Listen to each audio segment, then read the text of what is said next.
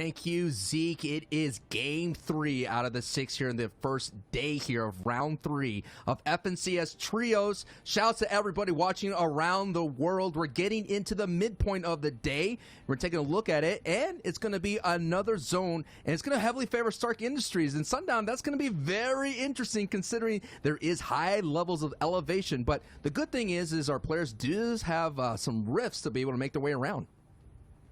Yeah, you don't want to end up kind of being on the south side of that Stark Industry rotation if the zone ends up pulling there. Kind of that, I believe it's a concave or convex. I don't know. I always get those two mixed up. But that inverted wall that you're not able to kind of build against if you fall off of it makes it real difficult. But right off of the start, heading on over to Doom's Domain, we talk about this. 2 of our powerhouse teams looking to fight each other, and off of the start here on board with Raison.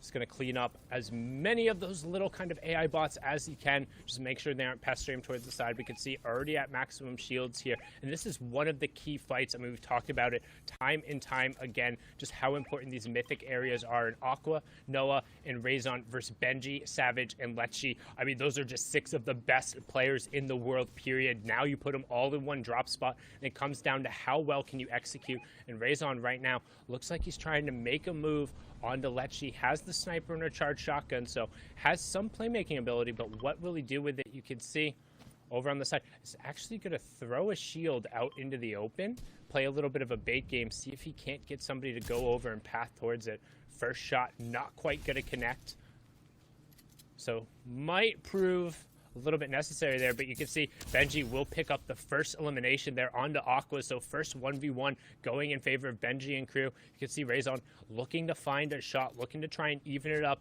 if he can, and right now not necessarily going to find it. Shockwave's coming out, first shot comes through, Raison whiffing, and he really needed to hit that shot because now it's going to be just a straight up 1v2.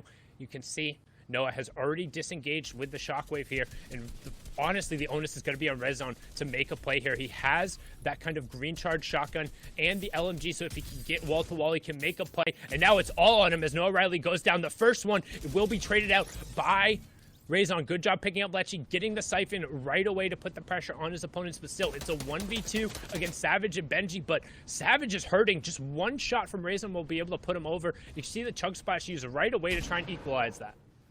And this is going to be a Titan versus Titan right now. Raison, he is 1v3 this entire squad, and now he has one more left. As Sundown mentioned, it is Mr. Savage, who was really low, and this is going to be one time of shot with that charged shotgun, and Raison has to be feeling it right now, knowing that he has this trio on the ropes. Raison, can he go for another haymaker and get the big-time knockout and send waves throughout the Twitter universe? The Twitterverse right now is probably buzzing. The chat is buzzing right now as Savage is trying to do his best to salvage this, and it doesn't matter. What a big time hit from Raison, and the clutch is real, and the L dance is real. What a big time show right now. Oh my goodness, Sundown. Woo!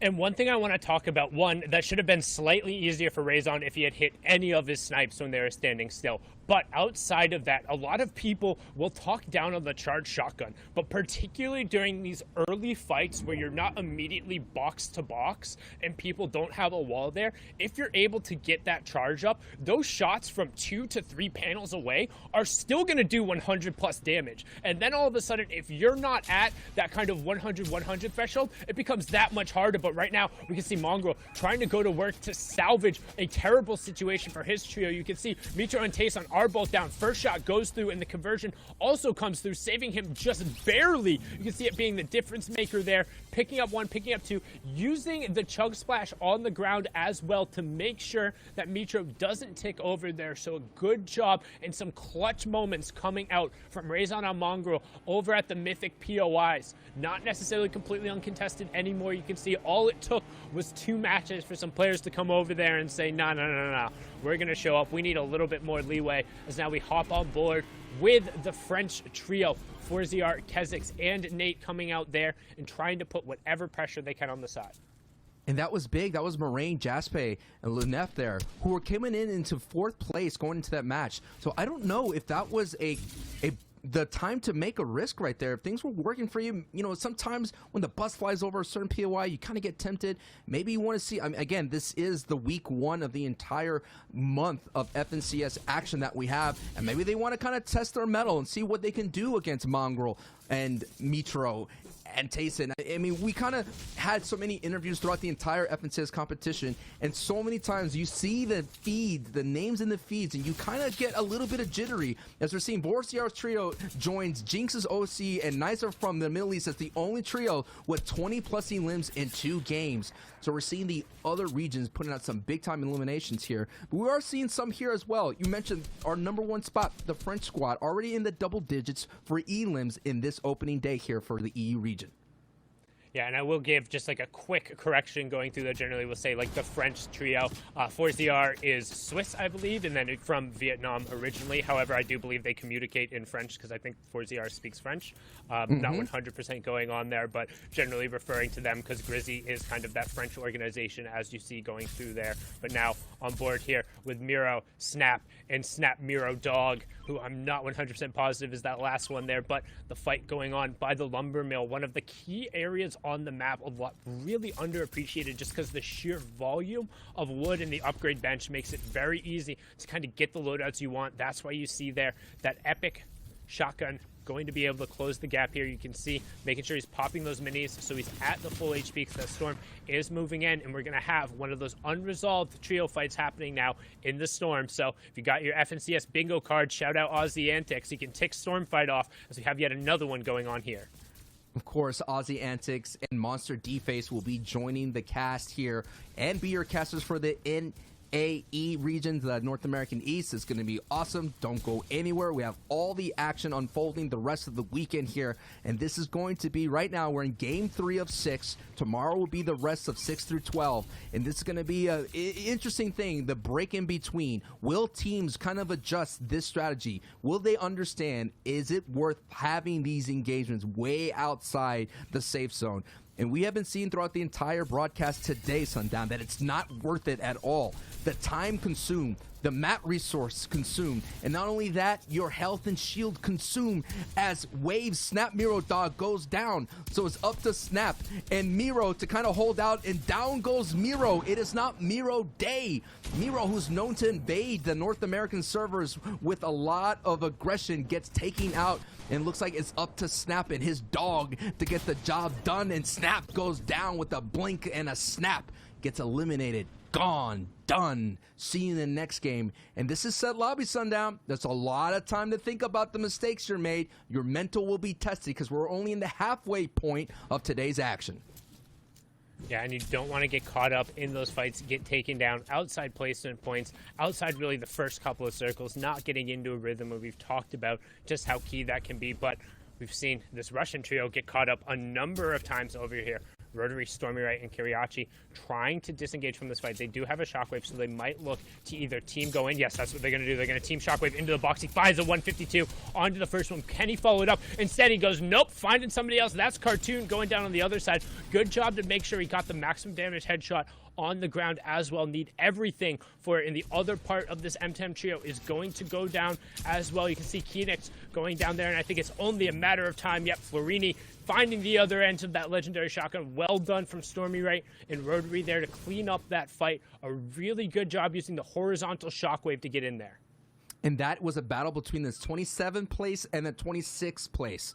So they were only separated by 1 point. So that's going to put Kiriachi, Rotary, Stormy Right a little bit higher as they're going to advance more. Again, the top 15 advance. And we're only talking about a difference going into this matchup of about 11 points or so. So if you have a pop-off game, I know I mentioned normally in solo competition, if you have a pop-off game, you will kind of vault yourself up into the standings. But in trios, you're going to need consistent pop-off games, which is kind of ironic because, you know, pop-off means you only get that one opportunity, but you literally have to pop off about 4 out of the 6 games here to have a chance not only to qualify, but to get in that top 10, in the top 5, and to kind of stake your flag in this region. Again, this is day 1. So many trios are out here to prove a point, and so many trios are trying to condition their POIs, condition their loot pass to let you know, don't mess with me, don't cross me, because I will take you out. As we're on board here with Toos. Toos was part of that Russian trio of Stormy, Wright, and Rotary. They've switched out, and Kurirachi now. Again,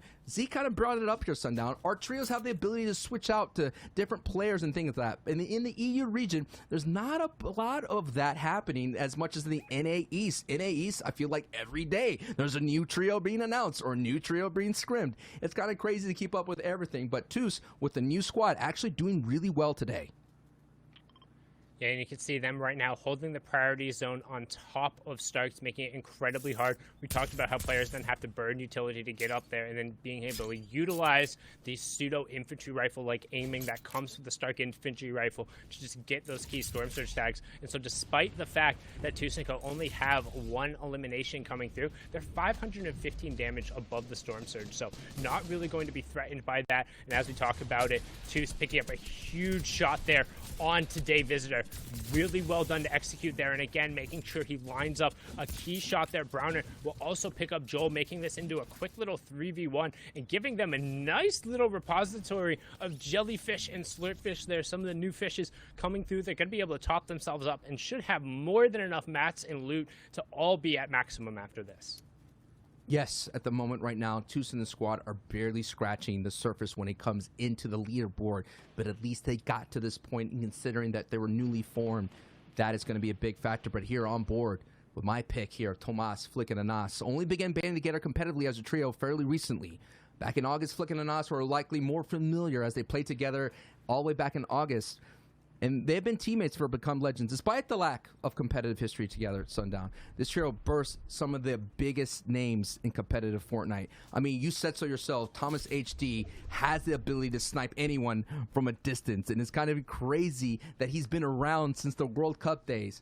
And we have Anas coming in from the FNCS squads, making his name of that, and Flick, for those of you who've been watching this broadcast, you may remember Flick from the FNCS Invitational. So this trio is very similar to the names that didn't make it, like Analix, Janice, and Squeezy. So look for Thomas' experience and skill and leadership to lead this team to success as they continue on. But this was my pick because every time I'm watching them, they do so well together. And Nas and Flick are just fraggers. As you're seeing, they take out Mona, who's making their first time appearance here in a grand final type situation. But I gotta root for this pick here at Sundown. I gotta know what Zeke has in store for that secret prize. And you can see there, Anas, you talk about him being the fragger. And honestly, I think Thomas kind of takes a little bit of a step back when you get into trios in that role because so much of his presence comes from the sniper and comes from that AR aim. But Anas is just good. Anas is freaking solid as a player. Not to take anything away from Thomas and Flick, they're also very good. But when Anas is comfortable going box to box against any other player in this region, and he's able to go, and it doesn't matter the game mode. That's the biggest thing for me. The fact that he's willing to take those fights in solos, but he's also willing to put himself at the front of these rotations, take those key wall-to-wall pump shots. I mean, he's somebody you really should be following and keeping an eye on if you aren't already, because he makes waves in every single trio and every single competition he plays in. There's always at least one play you can either learn from or just watch and go, you know, that was pretty sick. Yeah, absolutely. Finished 7th place in the FNCS squads, finished 8th place in the FNCS duos. As a solo player, has finished 16th in the FNCS Invitational, 9th in DreamHack back in July, but just recently as well finished 10th in that FNCS solo. So close to getting that Axe of Champions, which is something that only a few players in the world get. And that is what their trios are not only competing for a lot of money, yes, at the end of the month, but it'd be very nice to have that awesome pickaxe as Jachu picks up an elim right here on Knock, actually. And this is what's going to be a big time factor. That elevation gives so many players eyes and range opportunities to kind of set down beams on everyone down below. At Sundown, the people down below are in a risk, because if the circle pulls up this little elevation, they're going to be a big time factor of losing all their mat resources and having the focus of the lobby. Because not only this squad of Jachus here, there's like kind of like a great wall of forts being built up here, and they're going to gatekeep a lot of people trying to get their way in. Yeah, and they're less of a Mongol horde and more of just a couple of scavenged zombies on the side just desperately trying to break in. Like, let me in, and everyone on top is just like, no. This is a prime example. Hey, if you want to know what gatekeeping looks like in Fortnite, the ones on top of the hills are the gatekeepers, and the one underneath on the bottom of the hills are the ones being gatekept. And this is kind of one of the most absolute dreaded zones in competitive Fortnite. The fourth circle has now pulled almost a dead 50-50 split, maybe call it 60-40, with 60% of it being up on the high ground in terms of Starks, 40% being on the low ground where there's only one singular zip line that has an angle going over. That means anybody who is up on top of Starks and is able to be on that zone now has priority. The problem is when we get into those moving zones, if you go up or down either side and then you go back over, you're effectively telling everyone, hey, you have to burn all of your utility, because late game ziplines aren't super viable. If somebody's on either end, you're just gonna get beamed like you have a controller staring at you in that circumstance. But right now, Tiltern trying to make somebody pay with that sniper and force it off, because you see they have to get inside that zone, and even then, just being on the edge of the circle, they're not really safe, because if it pulls up on the top side, they don't have an exit strategy. Not at all. And the only exit you will be facing is back to the lobby here. This is game 3, the midpoint. The intensity is building up, and I believe usually when you see these kind of Polar Peak 2.0 types of endings, you're going to see a lot of trios fall. It's going to be a very interesting in-game as Tiltern was able to clean up one there and see how this kind of works out here. Lining up the shot. It's a kind of like a face-off between both men looking at each other through the cracks of the wood there. But you got to be careful here as Tez in the squad with only 1 point here today. You know, all it takes is a couple, and there it is, another one. It's basically free. No one kind of shooting it, but their biggest puzzle piece they have to solve is how they're going to make their way up. And already there was a trio that kind of built their way, and look at the lobby focus spray that just happened as Mongrel, Tayson, and Mitro are now kind of heating up as they were here this entire time here. They never left Stark Industries. They never have to. They get beams, and this is going to be in their favor because they didn't burn a lot of their utility. They didn't burn their mobility. All they had to do is move a couple of 100 yards over, and they're in zone. And this is the Become Legends trio who they just got a down on. That's Slicks, and they're going to know now that that's a potential 2v3. And one thing to note that I kind of wanted to talk about, we didn't get an opportunity. Notice how a lot of the trios are opting to run double burst within a Stark rifle. The reason for this is because if you have the ammunition to support it and you're not worried about the medium bullets, which the Stark rifle doesn't necessarily burn through as many as fast, where the burst does, that allows you to be throwing so much damage towards these walls that all of a sudden, if you aren't holding a wall and having a turbo build on it, and one burst in a Stark rifle shot sneaks through, that's 100 plus HP. Guaranteed. Even if it's just body, body, body, with all 3 of those shots, you're losing the entirety of your shield, and right there it ends up turning into a key down on what has so far been the most consistent trio. We've talked about how good they're being hip to hip and not getting picked off. Well, immediately insert open mouth put in foot right there, getting taken down in Slicks, picked off by Tayson, Mongrel, and co. And a really good job for them rotating. But we talk about seeing where that 5th zone is. It's pulling down and away, which means a number of players are going to have to rotate off. So the key now is, where does 6th zone go? Does it come back up on that edge? And who is able to get that immediate priority? Because everyone who's in Stark is going to be trying to pile into this tiny little corner, whereas the one team who's down below is really just hoping that they don't remain they remain unnoticed. And we did see in DreamHack a Liege holding on down south and able to walk away as a champion as the zone did pull their way. But it's another great point there, Sundown, as Stark Industry does have a lot of medium ammo. So that is what's going to be the benefit here as Mongrel gets a nice knock right there and there. And already this team that's been coming in 9th place has the ability to get up higher and higher as Rotary picks up in lane and Stormy right. So they are still going, they're still cooking, they're still vibing. But right now, it is the solving of this problem of this big piece on top. And look at it already. Toos, Browner, and Tomsy are setting up for height. There's a 2 connection there as they were able to connect to this team right here that we're zooming into of Mexi, Astro, and Exponential. And so now, as you see, it actually pulls completely off. So that high ground that you just built, nullified.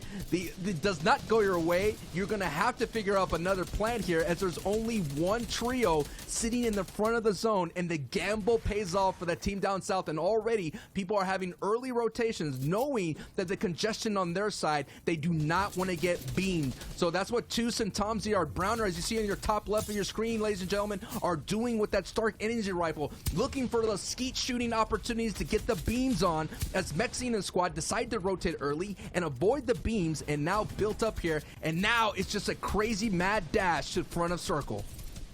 And you see Mexi almost caught a present there in the form of another player in the pump shot, getting 60+ damage there, but Mythic raining down shots above. 16 trios remaining, so every single point coming through, or every single placement coming through will be an additional point. Tony Mythic will get taken down there, and you see the initial tarp starting to go, and everyone trying to get in front of this zone and then about face as fast as you can. And you can see just how much we talked about kind of this change in verticality, and the drastic change is going to make it that much more difficult. But look on the low ground. We talked about how good they were sticking hip to hip, so even with Slicks going down, Rifle and Lariz again end up with an isolated layer on the low ground, and they find elimination as well, so the Become Legends trio might be able to do it themselves, get the confirmation there. But also we still have Tayson and co running through. Rifle gets another one on to Kiriachi as well, so really well done from that team to continue pressing forward. Clement turns around and picks up Stormy right, but right now Advise, Jachu, and Paco have a relatively uncontested layer, and they're doing a good job of picking up some shots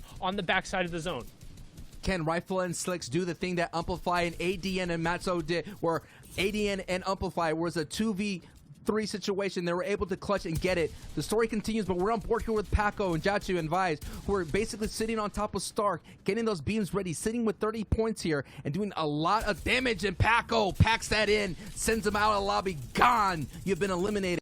Clement is still cooking up right now. We're taking a look at who's at height, and they still were able to hold on to height. It's Toos, Tomsy, and Browner, and they're going to lay down beams on everybody. And you're looking at Mongrel, Tayson, and Mitro, who I believe are, yes, they're second from height, but they're not being focused. And you do not want to be second from height, because you will be focused. Now we're taking a look at Nate and Mongrel here. Nate on the top side of your screen, Mongrel on the bottom. Mongrel makes a play for height. He's going to lay down some big-time beams, and now we have Mongrel and Tayson and height. What a big-time play using that shockwave Sundown.